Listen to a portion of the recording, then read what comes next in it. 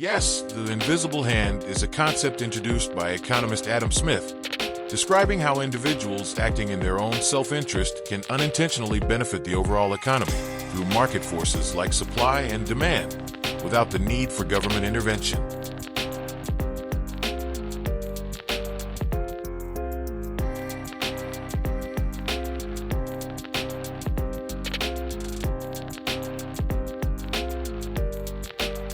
Invisible hand is a metaphor used in economics to describe how, in a free market, individuals acting in their own self-interest can unintentionally create positive outcomes for society as a whole, as if guided by an unseen force.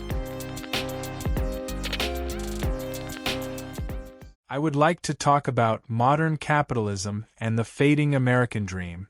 Inequality is something deeply ingrained in our national consciousness.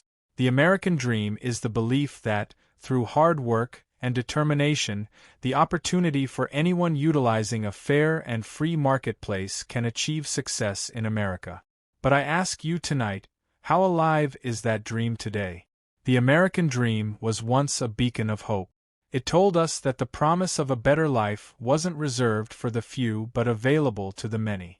Yet, in the shadow of modern capitalism, this dream is slipping further and further away.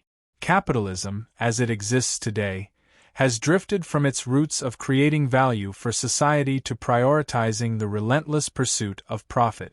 Corporations, once seen as partners in prosperity, have become engines of inequality. They've become optimized for shareholder returns while wages stagnate, healthcare costs soar, and home ownership becomes a distant fantasy for millions. Consider this: the wealth gap in America is now the widest it has been in decades. CEOs earn millions of times more than their average employees.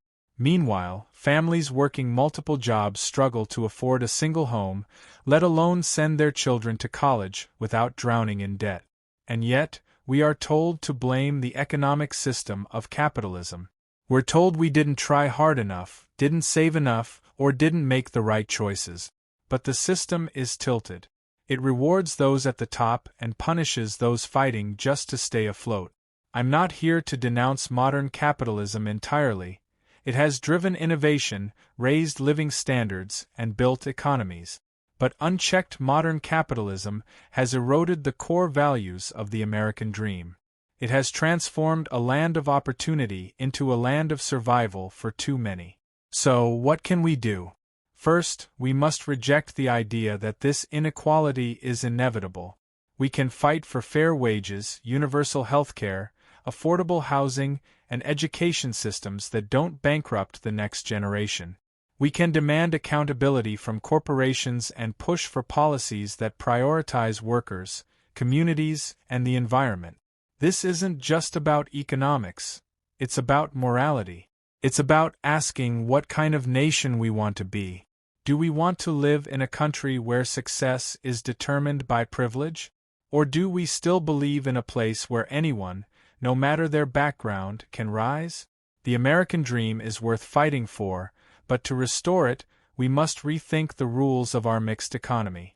We must ensure that prosperity is shared, not hoarded, and that opportunity is real for all, not just an illusion for many.